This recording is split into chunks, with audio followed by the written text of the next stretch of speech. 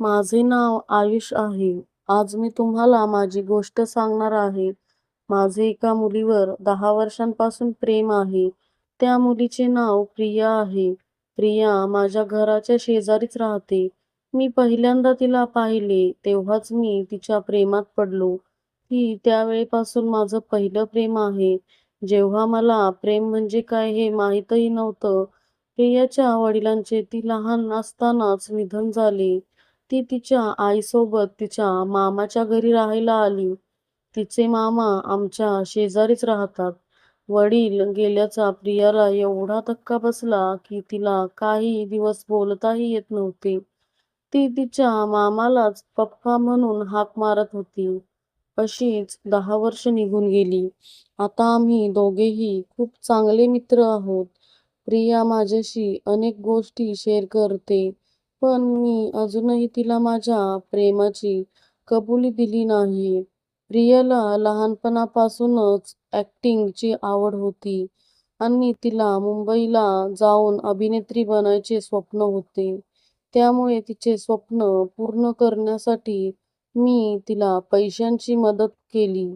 तिने तिच्या घरच्यांची समजूत घातली आणि मी तिला मुंबईला नेऊन सोडले. मुंबईत तिचा राहण्याचा बंदोबस्त केला. मी प्रियाला खूप मिस करू लागलो. मला तिची खूप आठवण येऊ लागली होती. प्रियाने तिचे स्वप्न पूर्ण करावे अशी माझी इच्छा आहे. त्यामुळे मीही तिला मदत करत आहे. पण मुंबईत अभिनेत्री होणे इतके सोपे नाहीये. प्रिया 3 वर्षांपासून मुंबईत आहे, पण अजूनही स्ट्रगलिंग ॲक्टर म्हणूनच काम करत आहे. तरीही अजून तिची हिंमत हरली नाहीये. म्हणूनच अजूनही ती चिकाटीने मुंबईत टिकून आहे. मी अधूनमधून तिला भेटायला जातो. माझाही माझ्या घरच्या व्यवसायात चांगलाच जम बसला आहे. घरचे माझ्या लग्नासाठी माझ्या पाठीमागे लागले आहेत. माझे मित्रही मला सांगत असतात की मी आता प्रियाला प्रपोज करावे. शेवटी मीही प्रियाला प्रपोज करायचे ठरवले. एका रात्री मी प्रियाला फोन केला. पलीकडून ती हॅलो म्हणाली, पण ती थोडी गोंधळलेली वाटत होती.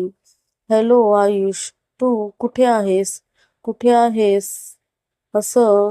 अगं प्रिया, कुठे आहेस म्हणजे काय? मी माझ्या घरी आहे. मी म्हणालो. यावर ती म्हणाली, घरी मी तर तुला घ्यायला एअरपोर्टवर आले आहे. एअरपोर्ट? अगं काय बोलतेस? मी नकळून विचारले. अरे, तू तर येणार होतास ना मुंबईला? प्रिया म्हणाली. तिचे प्रश्नच मला कळत नव्हते. मी येणार तर नव्हतो मुंबईला, पण मी मुंबईला यावे असे तुला वाटते का? मी तिला विचारले. हो हो, तू ये ना आयुष, ती कळवळून म्हणाली. हे ऐकून मला मनात गुदगुल्या झाल्या. मी म्हणालो, मला तुला काही सांगायचे आहे. I love you Priya. यावर प्रियाने देखील आय लव्ह यू आयुष असे म्हटले आणि माझ्या आनंदाला सीमाच उरली नाही. मी तिला आनंदाच्या भरात बोललो की मी उद्याच मुंबईला येतो आहे. त्या दिवसापासून मी प्रेमाच्या धुंदीतच होतो. दुसऱ्या दिवशी मी प्रियाला मुंबईत जाऊन भेटलो. भेटताक्षणी तिने मला घट्ट मिठी मारली आणि मला पुन्हा सोडून कधी जाऊ नकोस असे म्हणाली. अगं हो हो हो, मी तुला सोडून कुठेही जाणार नाही. मी माझ्या घरी प्रियाबद्दल सांगितले. माझ्या घरच्यांनाही प्रिया आवडत होतीच. लवकरच माझे आई बाबा प्रियाच्या आई आणि मामाला जाऊन भेटले.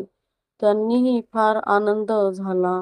माझे बाबा गुरुजींकडे माझ्या लग्नाची तारीख काढायला गेले आणि नेमकी 3 दिवसानंतरचीच तारीख निघाली.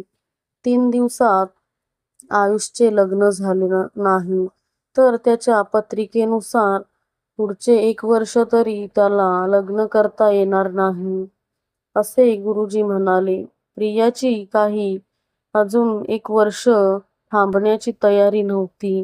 म्हणून मी बाबांना म्हणालो की करूयात 3 दिवसात लग्न. दोन्हीकडच्या मंडळीची खूप घाईघाई झाली. माझे आई-बाबा आणि तिची आई आणि मामा आमच्या या निर्णयावर अजिबात खुश नव्हते. पण आम्ही घाई केल्यामुळे सगळ्यांचाच नाईलाज झाला. मी मात्र जाम खुश झालो. माझे 10 वर्षापासूनचे प्रेम आता मला मिळणार होते. प्रियाच्या डोळ्यातही मला वेगळंच प्रेम दिसत होतं. मी हे आधी कधीच पाहिले नव्हते. अखेर आमचे लग्न झाले. लग्नाची पहिली रात्र, मधुचंद्र, हे सर्व खरे आहे यावर माझा विश्वासच बसत नव्हता. प्रिया माझ्या बेडवर होती. मी माझ्या खोलीचा दरवाजा बंद करताच प्रिया उठून माझ्याजवळ आली. प्रिया माझ्याजवळ आली आणि म्हणाली, "आयुष, मला तुला काहीतरी सांगायचे आहे, जे मी तुला एअरपोर्टवर भेटून सांगणार होते." मला काहीच कळत नव्हतं की एअरपोर्टवर काय, आणि मग तिने जे मला सांगितले ते ऐकून माझ्यावर आभाळ कोसळले. ती म्हणाली, "आयुष, आय एम प्रेग्नंट. मी तुझ्या बाळाची आई होणार आहे." हे सांगताना तिच्या डोळ्यात पाणी आले होते आणि हे बोलून तिने मला घट्ट मिठी मारली. "काय? पण हे खरे कसे? असं असं कसं होऊ शकते? आम्ही तर मिठी सुद्धा पहिल्यांदाच मारत होतो. हे मूल माझे कसे असेल? आणि प्रिया माझ्याशी खोटे का बोलत आहे?" त्या रात्री प्रिया माझ्या खांद्यावर डोके ठेवून काय काय बडबडत होती. देव जाणे, मी तर पूर्णपणे सुन्न झालो होतो. माझी अवस्था वाईट होती. हे लग्न करायला प्रियाने घाई का केली ते आता मला समजले. प्रियावर माझं खूप प्रेम होतं, पण तिने आता मला मूर्ख बनवले होते. माझ्या प्रेमाचा गैरफायदा घेतला होता. पण जेव्हा जेव्हा जेव्हा प्रिया हे बोलायची की हे बाळ माझे आहे, तेव्हा तिच्या डोळ्यात मात्र सत्य दिसायचे. तिचे डोळे खोटं बोलत नव्हते. मी तर पूर्णपणे कन्फ्यूज झालो होतो. मात्र ती फार खुश होती. घरच्यांना तरी मी काय सांगणार होतो? मी हे कोणत्या तोंडाने त्यांना सांगणार होतो? मग एके रात्री न राहून मी प्रियाला विचारले, "प्रिया, हे सर्व काय चालले आहे? हे मूल कोणाचे आहे?" ती आश्चर्याने म्हणाली, "आयुष, तू माझी मस्करी करतोयस का? हे बाळ तुझंच आहे. असं काय विचारतोस?" मी म्हणालो, "प्रिया, माझं तुझ्यावर खूप प्रेम आहे. पण तू खरं सांग, हे मूल कोणाचे आहे? मी या मुलाला दत्तक घेईन, माझे नाव देईन. पण खरं तर सांग." प्रिया आता रडायला लागली आणि म्हणाली, "असे काय म्हणतोयस? मला तर काहीच कळत नव्हते. माझ्याबद्दल का विचार करतोयस? काय म्हणायचं आहे तुला? मी काय तुला फसवले आहे का? मी काय खोटारडी आहे का?" हे ऐकून मला फार वाईट वाटले. मात्र त्या रात्री माझा धीर सुटला आणि मी प्रियाला घर सोडून जायला सांगितले.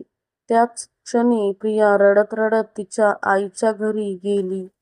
आता हे प्रकरण आमच्या दोघांच्याही घरामध्ये माहीत झाले. प्रिया माझ्या प्रेमाचा फायदा घेत होती. माझे आई-बाबा तर डोकंच पकडून बसले. असेच 2-3 दिवस गेले. एके दिवशी सकाळी एक साधारण 50-55 वयाची महिला प्रियाचा पत्ता विचारत माझ्या घरी आली. मी म्हणालो, "ती माझी पत्नी आहे, पण ती सध्या तिच्या माहेरी गेली आहे." मी त्या महिलेला विचारले की त्याचे काम काय आहे. यावर त्या म्हणाल्या की त्या अपघातानंतर प्रिया अचानक त्या रात्री एअरपोर्टवरून निघून गेली. मला विचारायचे होते की ती ठीक आहे ना? मी आश्चर्यचकित झालो होतो. मला काहीच कळत नव्हतं. मी आश्चर्यचकित होऊन विचारले की कसला अपघात? त्या म्हणाल्या, हा माझा मुलगा आयुषचा अपघात होता.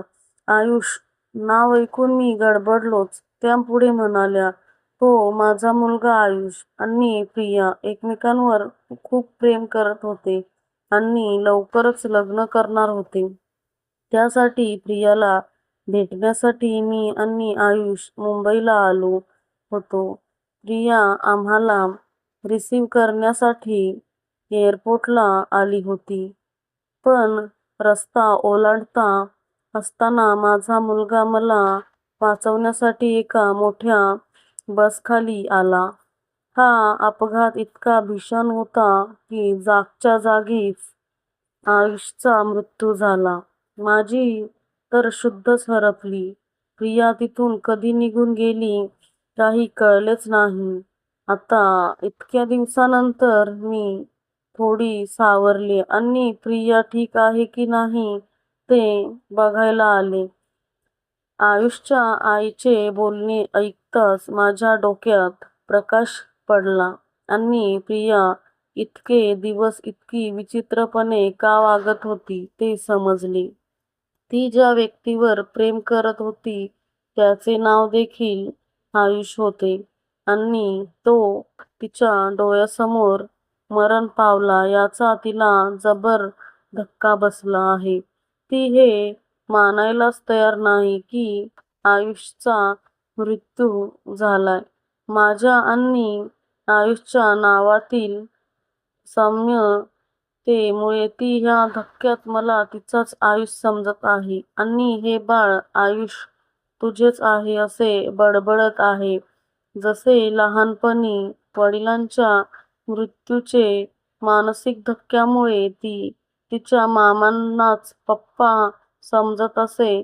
मी पण नेमकेच तिला ती एअरपोर्टवर असतानाच फोन करून प्रपोज केले.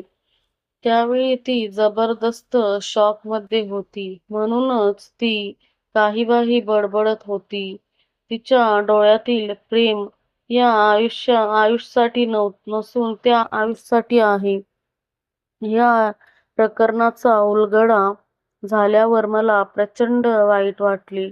मी ताबडतोब प्रियाच्या माहेरी गेलो आणि तिला सॉरी म्हणालो.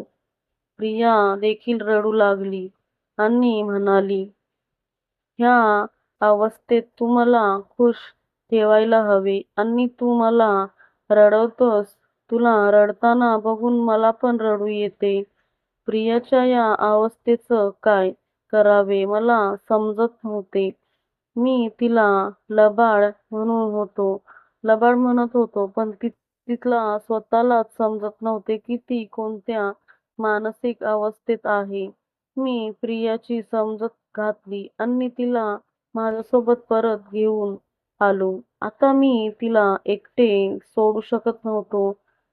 मला माहित आहे की ती दुसऱ्या आयुषवर प्रेम करत होती, माझ्यावर नाही. पण मी तिच्यावर प्रेम करतो आणि सध्या मी तिला या अवस्थेत एकटी सोडू शकत नव्हतो. प्रिया आता माझी आहे आणि तिचे मूलही माझे आहे. आता मला फक्त प्रियाला आनंदी ठेवायचे आहे.